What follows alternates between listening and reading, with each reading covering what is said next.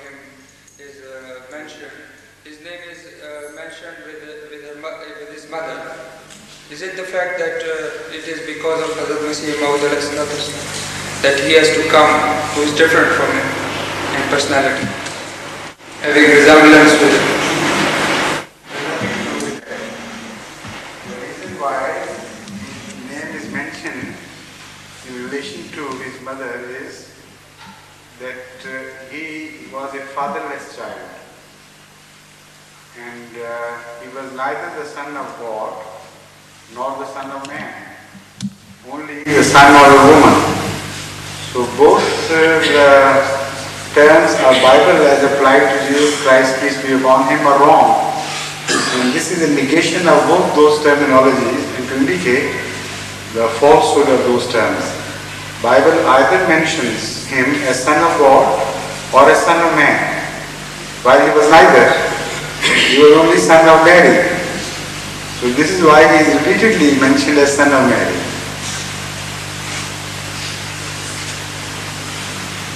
Yes, please.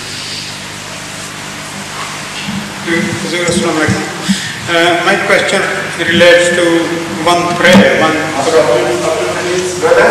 Yes. Arshad. It relates to one Quranic prayer which is for your children, Rabbi Habli min as-Salihin. Well, when translated, it simply means that, oh Allah, I love the writers. Now, I love the Salih people, I mean the writers people. Would you recite the verse again? Rabbi Habli min as-Salihin. It doesn't mean that.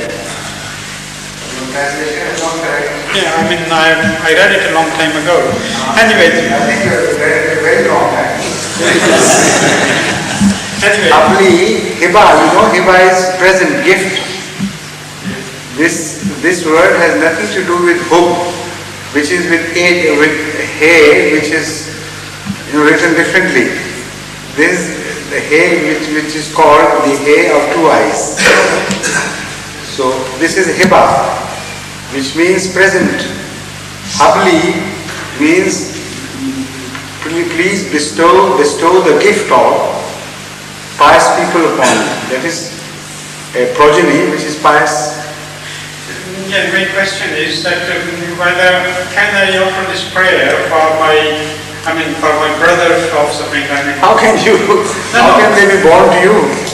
Oh, I see. So that is no. I mean, if we want to pray for, you can pray for your brothers. You are at liberty, but not with this verse, please. This verse. Yes.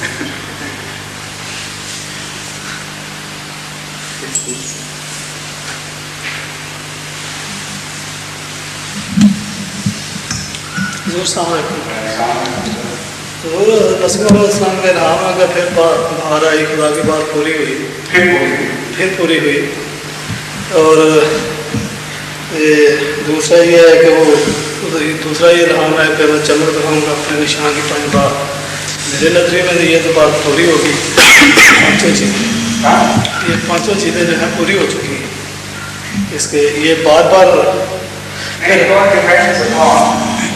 how you interpret this word chamak.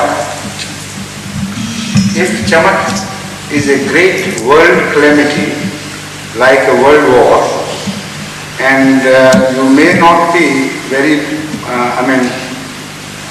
off the mark in this interpretation at all, because previously, first the World War I and the World War II have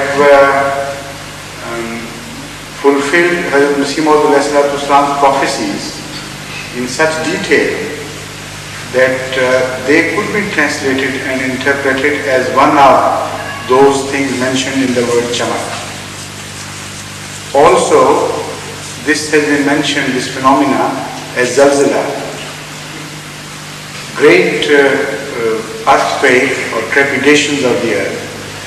And Hazrat Masih Maud has himself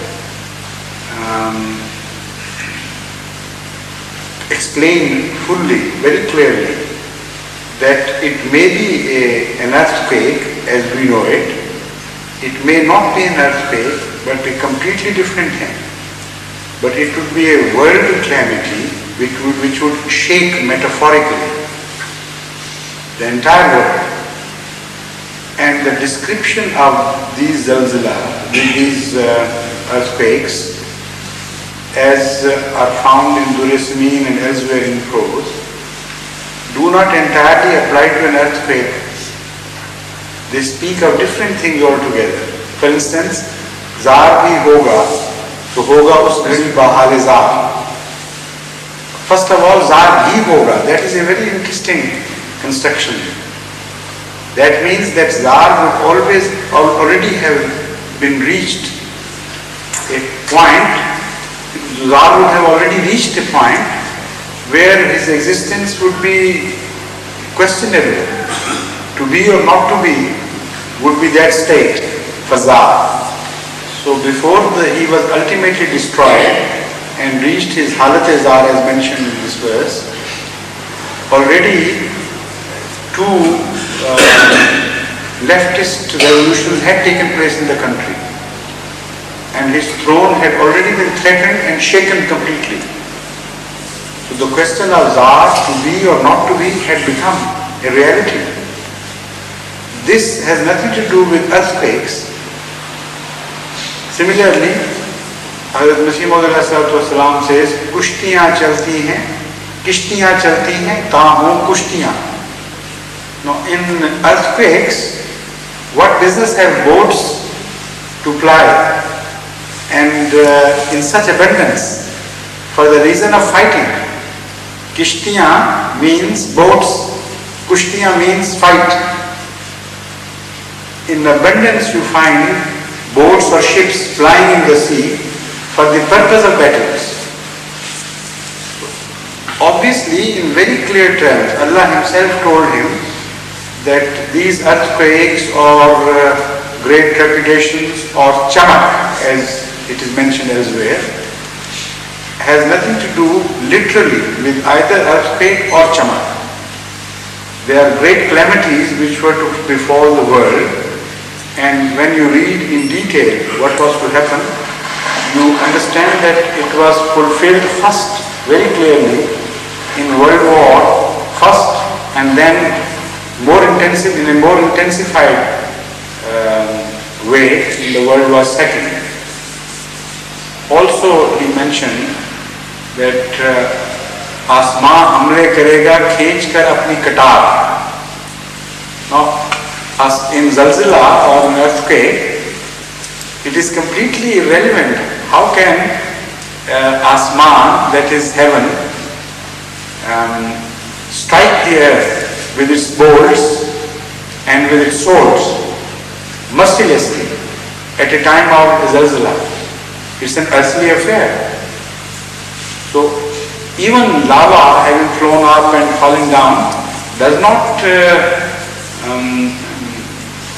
present that picture which has been very clearly painted in this verse. Asman hamle karega, khinch kar apni katar. That means the weapon with which heaven is going to strike will come from heaven. It has nothing to do with the phenomena of earthquake. Now while these verses were composed, you will be surprised to learn that in the same year, aeroplane was being invented in America. These verses were composed in 1905, and it was in 1905, the year 1905, in which William Wright and his brother first experimented a sort of aeroplane. And people disbelieved in that experiment so much so that they thought they are just, like magicians. It's a show business, nothing is going to happen. That first historic experiment was not covered by papers. Only a few hundred odd people, hooligans of the street, got together to see tamasha, and that was all. And that was the most historic